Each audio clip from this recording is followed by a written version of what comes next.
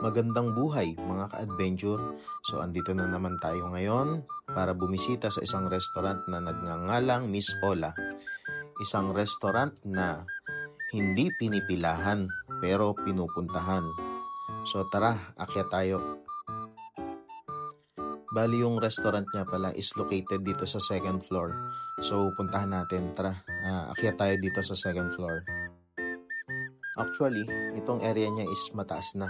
So, overlooking siya. Ayan, makikita nyo dito kung mapupuntahan nyo.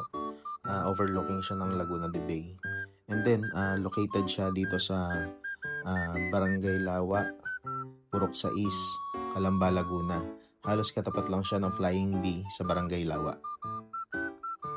So, let's go. Pasok tayo sa loob. So, sa menu nila, merong halo-halo, ubi de leche, ubi makapuno, cheesecake, ubi cheesecake.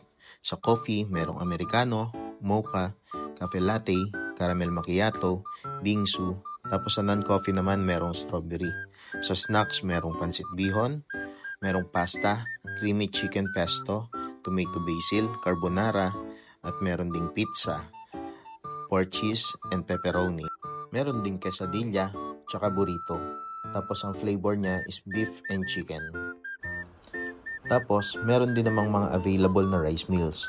Merong bagnet sisig, bagnet dinakdakan, bagnet kare-kare, tofu con bagnet, and saucy chicken. Meron ding a la carte. So same din, merong bagnet sisig, bagnet kare-kare, bagnet dinakdakan, tofu con bagnet, at chicken wings. Sa drinks naman, merong iced tea at merong mga soft drinks. Tapos meron ding pika-pika, french fries, and nachos. So dito nga, in order namin ay bagnet kare-kare, bagnet pansit, or pansit bagnet, tsaka yung dinakdakan.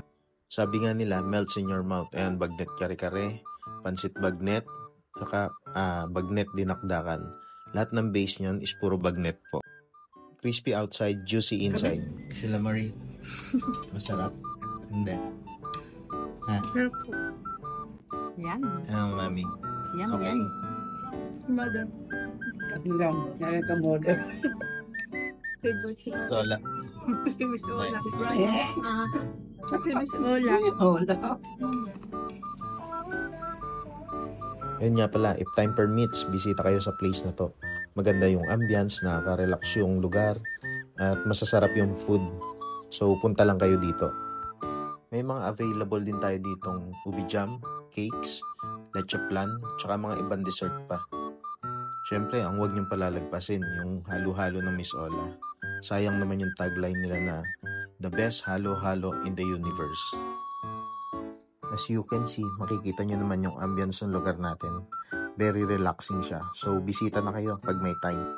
So, ito yung sinasabi kong crispy outside, juicy inside. So, try nyo to. Napakasarap na tong bagnet na to. So, ayan. Meron tayong mga ubi jam. Hindi nyo na kailangan pumunta ng Baguio or ng Tagaytay para mag-ubi jam. Dito lang sa Calamba, meron na. Meron tayong leche flan. Meron tayong ubi cake. At meron din tayong blueberry cheesecake. So, ito yung isang flavor natin, ubi de leche. Loaded siya ng ube, tsaka ng leche flan. Tapos, ito naman yung isang flavor, yung bagong flavor. Cheesecake with cream cheese, halo-halo. So, loaded naman siya ng cheesecake, tsaka cream cheese. Ano masasabi mo dyan sa cheesecake? Super yummy. So, Marie, yan, coffee. Coffee. Parang coffee yan. Caramel macchiato. Ang lasa. Sarap. Mama, tinatawan tayo. Malasa. Mama naman. Mother si Ola. Mama, ikaw. Yum, yum. Yum, yum. Miss Ola, the best halo-halo in the universe.